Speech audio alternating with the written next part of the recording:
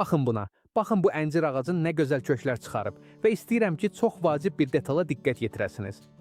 Bu usul cəmi bir dəfə suvarılıb, başqa heç nə. Qalanını isə sənə videonun gedisində göstərəcəyim bir sirdir. Bu usul səhravi usulu kimi tanınır, demək olar ki, rütubətin olmadığı bölgələrin ənənəvi texnikasıdır. Amma buna baxmayaraq, bitkilərin inanılmaz şəkildə kök atmasına nail olurdular.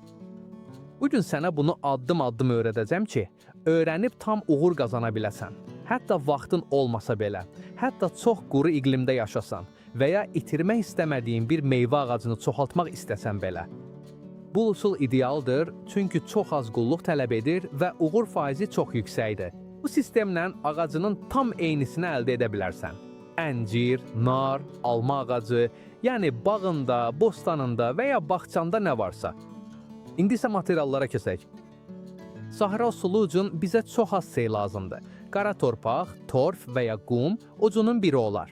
Bir dəfəlik stəkan və ya kiçik bir qab, iti bir bıçaqla ya kəsici və hava qatını bərkitmək üçün lent, bağ və ya incə ip. Və ustunu ortmaq üçün ənənəvi olaraq səhralıların etdiyi kimi bir parça və ya rütubəti yaxşı saxlayan qara plastik istifadə edə bilərsən. Və əlavə olaraq bir parça aloe vera. Böyük bir yarpaq lazım deyil, kiçik bir yarpaq kifayətdir. Bir parça aloe kəsirik və içindəki gelin bir hissəsini çıxarırıq. Bıçaqla onu çox xırda doğrayırıq. Bir qabda həmin aloeni torpaq, torf və ya qumla qarışdırırıq.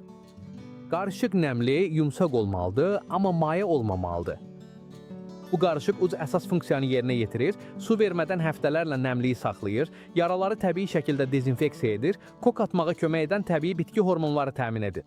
İndi isə əncir ağacına keçirik. Bu usulda iki kəsik edirik. Biri bir tərəfdən, digəri isə qarşı tərəfdən. Dərin bir kəsik edirik, sanki budağa ucluq veririk. Qabıq və kambionu çıxarırıq, taxtı isə görünənə qədər. Sonra tam olaraq eynisi qarşı tərəfdə dəqirik.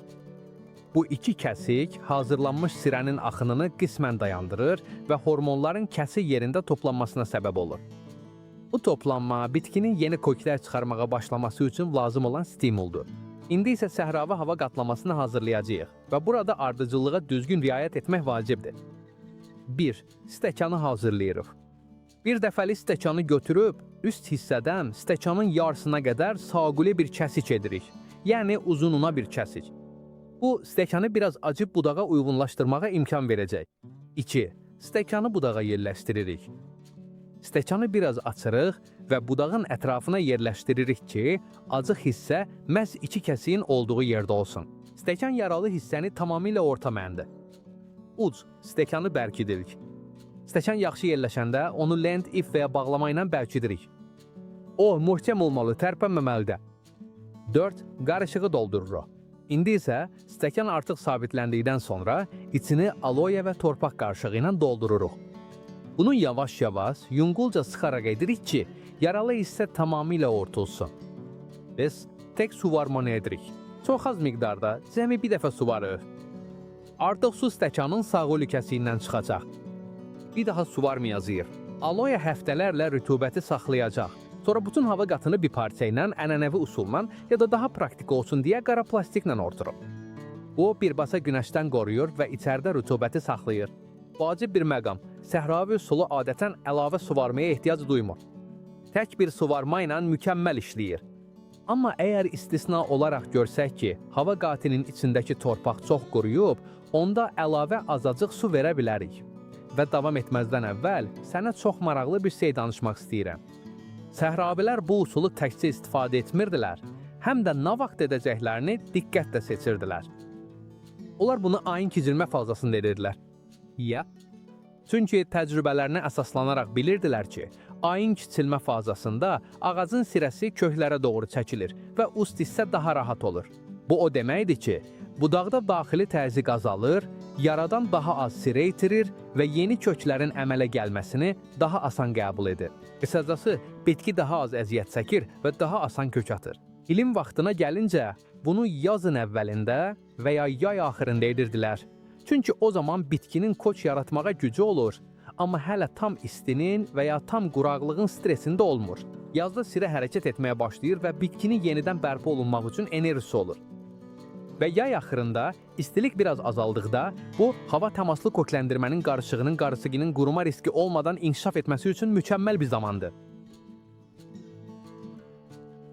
Yaxşı, artıq nəticələr gəlib. Hava təmaslı kökləndirməni acanda etdiyimiz kəsiklərin ətrafında ağ, güclü və sağlam köklər görəcəyik. O anda sadəcə aşağıdan kəsirik və artıq ana ağaca tamamilə bənzər yeni bir əncir ağacımız olur. Bəs eyni nə deməkdir? Bu o deməkdir ki, bu yeni ağac eyni miqdarda meyvə verəcək, eyni keyfiyyətdə olacaq və çox qısa müddətdə məhsul verməyə başlaya biləcək. Bu, sözün əsl mənasında ana bitkinin genetik klonudur. Bu çox vacibdir. Çünki meyvə ağacını toxumdan yetişdirməyə çalışanda, demək olar ki, heç vaxt eyni növ meyvə əldə etmirik. Toxumlar genetik qarışdırır və nəticə tamamilə təsadüf olur. Çoxlu meyvə verə bilər. Az meyvə verə bilər, keyfiyyətsiz meyvə verə bilər, hətta illərlə məhsul verməyə bilər və ya heç vaxt məhsul verməyə də bilər. Məhz buna görə bu üsul çox dəyərlidir. Çünki ana ağacı klonladıqda hansı meyvəni əldə edəcəyimizi dəqiq bilirik və illərlə əziyyətimiz boşa getmir.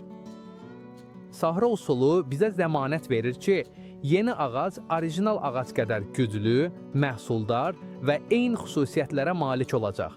Son bir məsləhət, hava təbəqəsini çıxarıb yeni əncir ağacını əkəndə ilk həftələrdə torpağı biraz nəm saxlamağa çalış. Torpağı suya qərq etməyə ehtiyac yoxdur. Sadəcə nəm saxlamaq kifayətdir.